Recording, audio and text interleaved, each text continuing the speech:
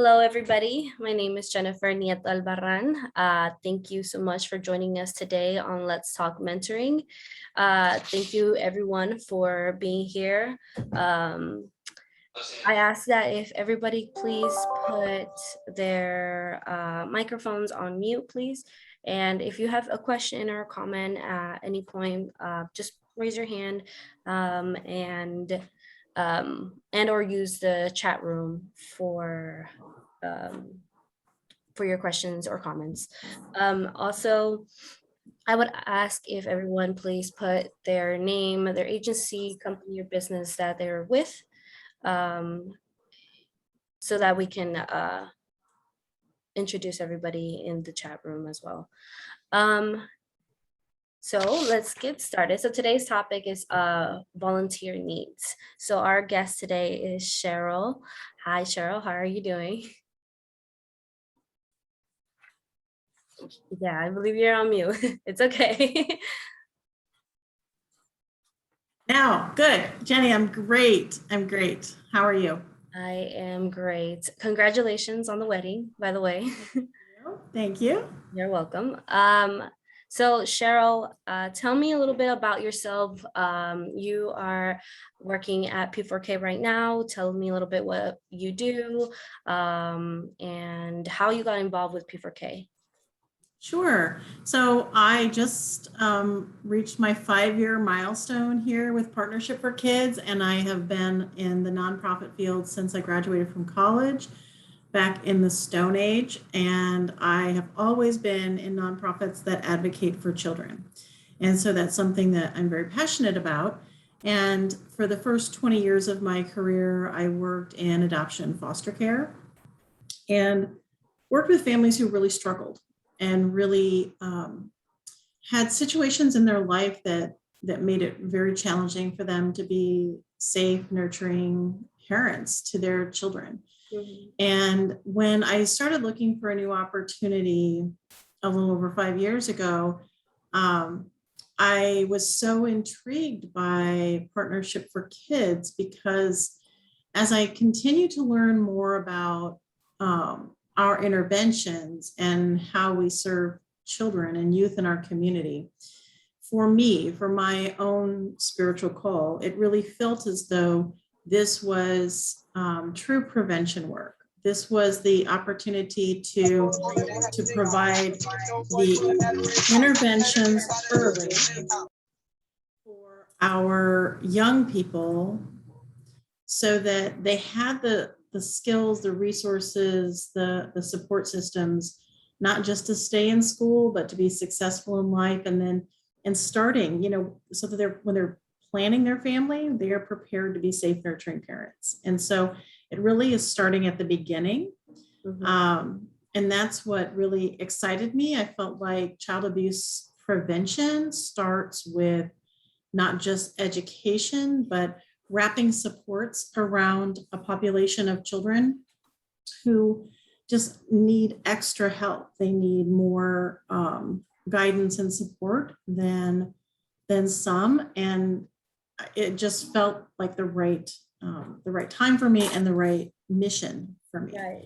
Definitely. Partnership for Kids is all about that, supporting the student, mentoring that student, guiding that student through difficult phases, personally, academically. Partnership for Kids is there for them as much as possible for that student. We mainly focus on mentoring and guiding that student through their academic and, like I mentioned, their personal life as well. We build those relationships with our students.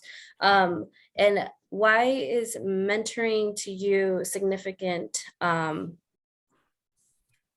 Or why is mentoring significant in students? Just a question. What is the significance of mentoring in your eyes? Like, for example, I like to listen to a lot of podcasts, and a lot of the mentors that I watch on online really emphasize the importance of mentoring. That mentoring is a necessity sometimes. So my question to you is, What is your idea around mentoring?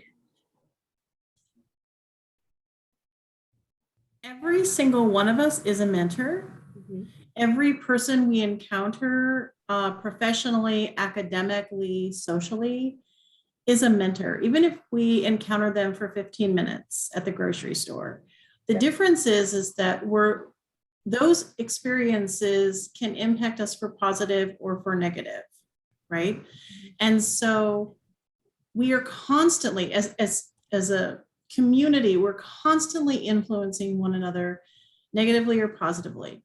And so the beautiful thing about Partnership for Kids and the role that we're playing in a student's academic plan and planning their own future is that we're so honed in on the futuristic planning for a successful life.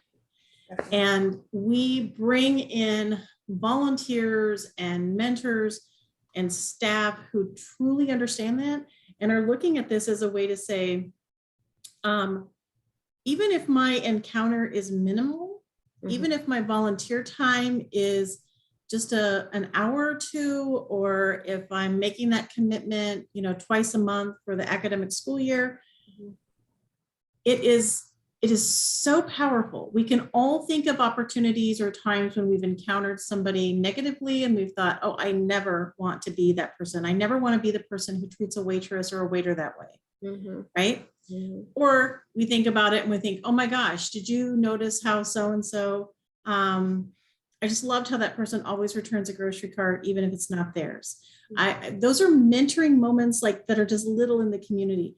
Right. What we're doing is we're constantly focusing on those positive experiences and then giving those tools to our young people that they may not experience, because all those sprinklings of mentoring experiences that we all have, if all the little sprinklings tend to be more negative, it's much harder to course correct for people, for all of us, course correct in a positive, nurturing, supportive, futuristic way.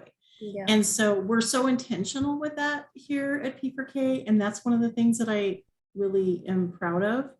And one of the things that I hope as a volunteer and personally, I do for my staff and for one another and in the community. And I do it in the classroom with the kids at the school where I volunteer.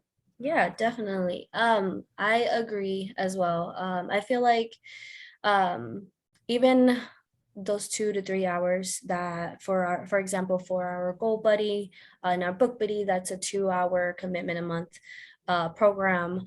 And for those volunteers that are concerned that that isn't enough time, I think that, like you mentioned, even 15 minutes can change a student's life, the course of a student's life. Can spark ideas, can spark motivation, inspiration.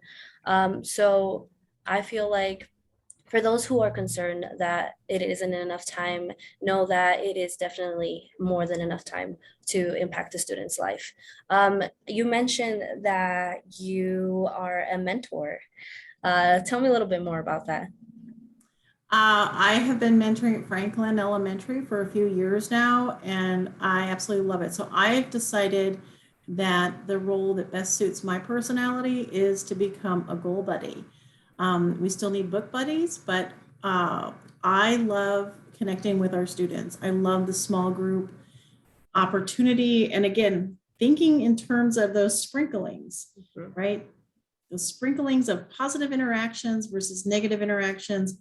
And I love being able to connect with the students in my 5th and 6th grade classrooms and really trying to understand their strengths. And sometimes we learn, even as parents, we know that sometimes the students' strengths get them in trouble a lot. And if we can help to reframe that and help the student understand, that's a really beautiful quality that you have that's uniquely yours. Let's talk about how we can turn that into something really incredible for you, not just in your school life, but in your family life and your personal life, really filling their buckets. And so I love it. I love connecting with the kids. I think their little personalities are just absolutely fantastic. And they're no different than anybody else. For those of you who are watching, who doesn't want a compliment? Who doesn't want somebody to say, you have the potential to do this? You have the skills, you have the innate ability to be incredible. Mm-hmm. And we just have to find the thing that makes you really shine, right? Right. Everybody loves that. Of any age, any background, anybody, everybody loves it. Definitely. And being able to do that in these little individual moments with my group of like 4 or 5 students at Franklin Elementary, it is the most beautiful thing to watch their faces light up and for them to start, because you can see that seed is starting to be cultivated, right? It's landing on fertile soil. Mm-hmm. And so they're like, oh, I can't, like their posture changes, their face changes, and they're like, I can? Like it's really incredible. Right, definitely. What was your most memorable or life-changing? I know I've used to work with students directly. Now I am more behind the scenes, but I remember this this one time where I saw 2 pre-K students outside playing in the playground, chasing after a butterfly, and it just brought me back to like, wow, how to appreciate things, the small things in life. To me, that was the most memorable and impactful memory that I have with working with students. What would be yours? Specifically with our kids? Yes, with our students? Mentorship for kids, yeah. Really, it's a little fella that is now in middle school, and I was his goal buddy, and he was an absolute stinker in the group, and he was always trying to make jokes and distract and kind of be funny.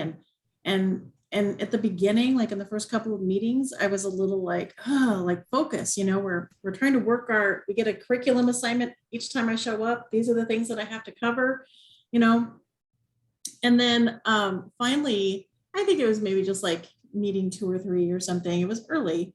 And I was able to really get him to open up. And I'm like, dude, what do you want to do? What do you want to be when you grow up? Like, what's your dream?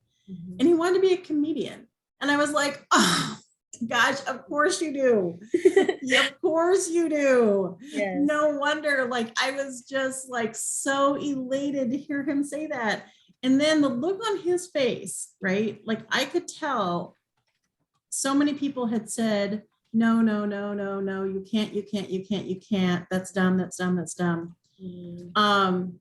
And so when I said to him, dude, it is not my job to tell you what you should be. It is my job to help you be what you want. Mm-hmm.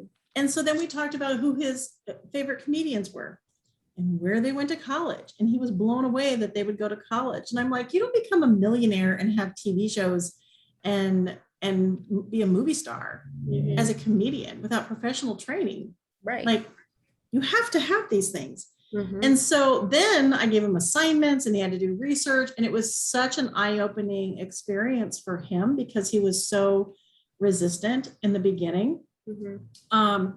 And it was something that I think people just didn't expect. It wasn't the traditional, I want to be a teacher or a doctor or a lawyer or veterinarian or whatever. Right. But there's a path to being a comedian. Right. And helping him figure out what that path would look like, all the way from being a professional to being in college with a theater arts degree, to what do you have to do in high school to get into that kind of a college, and then an arts college, and then what do you do in middle school to make sure you're positioning yourself to have opportunities to take those classes in high school. Right. Helping him see that there was a path was really incredible. Yeah, and I'd like to take the opportunity to address also our potential volunteers, that you don't have to be a doctor. You do not have to be an engineer, an architect. You can be basically anything. You can be a profession in anything and still mentor our students. Our students have big dreams, not just being doctors or nurses or are the only things that our students are interested. Our students are interested in various things, and maybe they might be interested in one thing right now, but once they get older, they completely change what their interests are. And we need volunteers from different walks of life to come and volunteer our students, definitely. And Cheryl, talking a little bit more about like the logistics and the process of getting into our program, what was that like for you, or what are the steps for to join our Goal Buddy or Book Buddy or group mentoring programs? It couldn't be easier. It really couldn't be easier. The nice thing about P4K is that we have staff who are prepared to just have a conversation with any volunteer. So if I have friends watching this, even as a recording, check out the website at p4k.org, or call us and talk to you, Jenny, or Deb Shaw, and just start figuring out what type of students you think you would enjoy having a conversation with. Because some people don't want to work with elementary school kids. They love the idea of working with middle school or high school kids because they're just a little more sophisticated and they're committed to the program. And, and some people don't want to work with adolescents, they want to work with littles. Mm-hmm. And so the nice thing is we have a position for anybody. So I was able to shadow. So if you're just curious, you can just say, hey, I'd like to figure out what this looks like. Can I go with Cheryl to one of her meetings and just sit sit next to her and be a silent observer and see how this would work? I think that a lot of people that I talk to fear that it is a lot of responsibility on you. And the thing that I want people to know is that you just have to be authentic. And you have to genuinely care that the time that you're investing with those young people in your 30 minutes or your 1 hour, or whatever you're committing, to these young people, that you're just really there, you're present and listening, and they will sense that. But like I said, I walk into my class and I already have my packet and I know that we're going to talk about jobs in the trades. So we're going to talk about plumbers and we're going to talk about welders and drywallers, and help kids understand, and even look in the building and say, hey, the person who made this wall behind us, you see how the electrical fixtures are hanging, and like all of those are things that are skilled trades that are really important jobs in our community that we need. And so like when they're little, I think the thing that's exciting is that we get to lay everything out like a buffet and let them sample all these different ideas. Yes. So that as they get older, they know kind of like, I tried that. I don't think I'm good at it. I'm not interested in it, but I really love this particular area over here. And so it was very simple, honestly, because we do a background check. We want to make sure that absolutely first and foremost, our students are safe. Definitely. And so we want to make sure that there's a background check done on all of our volunteers. We provide the training. And so I sat in on all the training and went through it was very simple. This is not complicated stuff. I think the training was over my lunch hour. Yeah. We can do it through a Zoom meeting. We can do it, we can come to your office or something, but we just want to make sure that our kids are safe. And we want to make sure that our volunteers understand that we really need a 1-year academic year commitment, because the hardest thing for the kids is when they start to connect with you and then you don't show up. Yes. And because that is also mentoring. Yes. That's setting an example that you don't have to keep your word. Yeah. Right. And so when I said that every experience we have is a mentoring opportunity, we really want to make sure our volunteers understand, like, sometimes you're sick. It happens. Right. Or you have a big responsibility at work or something, and it happens. But there's enough opportunities to either reschedule and work with your kids another day. And we help, the staff sets all that up with the schools. All you have to do is show up. Yeah, definitely. I feel like the volunteers also, I'd like for them to know that you're never alone as well. Like, you will always have a teacher with you. Your program coordinator will always check in on you. You have support with our program. Any questions, any concerns that you have, you can always go to those, or you could also come back to one of us to talk about your questions or concerns.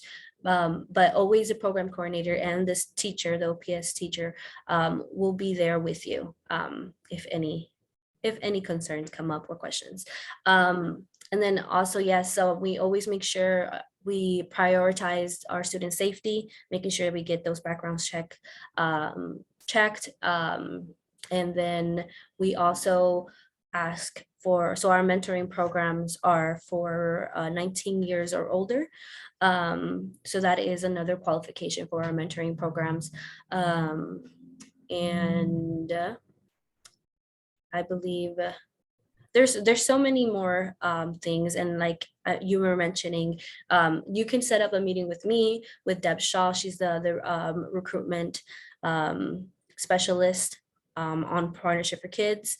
Also, Cheryl, what are other ways that partnership or volunteers can get involved in our program besides our group mentoring program, our book buddy, our Book Buddy, Go Buddy, and group mentoring programs? What are other ways that they can get involved? So the other area, so if you want to work with the kids and you're thinking like, that sounds like a lot of fun, but I'm not sure I can commit to an academic year because maybe you travel a lot for work or something. Then the other way would be what we would kind of consider like one-off volunteer opportunities. And so we do job shadowing. We have mock interviews. So we bring in dozens of volunteers from the community and we set up an entire room, like at Metropolitan Community College, with 20 or 30 volunteers from the community in different fields, right, in different career areas. And our students work the room like business networking, and they practice their interviewing skills. And so for them, every single opportunity, right, every connection is a mentoring opportunity, so that they can experience what is it like to interview with somebody who is, 25 versus 65. That is a surgeon versus a human resources director, right? Like there's so many great ways, but we give all the guidelines on how to do that. We have lots of, I think we've got a career dress for success thing coming up here soon with some of our students. And so that's exciting. That's the first week of November, because again, we're setting the example of how do you prepare for an interview? How do you prepare, even if it's an interview for college or you're doing something in high school? We really want to give our students the physical experience, that tangible memory of how to prepare for something like that and be successful at it. Yes. Then, so there's lots of ways. Definitely. With the kids. Now, if you say, I love helping an organization like this, but I don't think that this is my, skill set to be with students. Okay. Then we say, okay, we've got a service league, which is a group of community volunteers that help advance our mission. We're, building a guild. We've got a fundraising event. We got a little event out at Social, which is a locally owned bar out on 192nd and Pacific. And that's this weekend. It's a little fundraiser, but we're bringing volunteers out there to fill the spots to do pumpkin carving and bowling and all kinds of fun activities. And the community is free for kids. We have opportunities in-house where people can come in and help with our secretary or help organize supplies or do drives for us, winter coat drives, or we have a fundraising event in January 28th is our big event, Hops and Grapes. And we need volunteers for that. So really, if somebody says, hey, I can help, I have one volunteer who donates a couple of hours a week, and she loves to do research and she likes to do set things up in Excel. And so I just give her the assignment. She never even comes into the office, and then she does all of her research and submits her work and feels good about it. She's brilliant and she's a great advocate for us. So there's lots of ways. Thank you, Cheryl. And then just one more thing that I would like to ask, and would you recommend Partnership for Kids to others, and why? Well, of course I would. And why? I think it just goes back to the fact that we just need more good. We need more good in the world. We need more kindness. Um, we need more cross-cultural experiences. Really. So if you are just living in a predominantly white neighborhood and you just don't understand when people are talking about, inner city or certain types of schools or something, it's just like, oh my gosh, society paints these things as fear-based and they shouldn't be.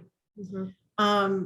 We want this to be like really welcoming. We want people to come in and just find out like these are incredible teachers. Mm-hmm. This is an incredible school district. These kids are phenomenal. Yes. And just like, oh my gosh, just come in and meet our kids. And Jenny, like you're an alum. Yep. You Alumni, came, the Partnership for Kids, yeah, definitely. And yeah, you came through the program. yes, definitely. Lots of them are mentors. The experiences I've had have really shaped the person that I am today. And I feel like I am where I am thanks to the amazing programs, Partnership for Kids, to other programs that I've been involved with. But I feel like um, it really changed my life being exposed to these,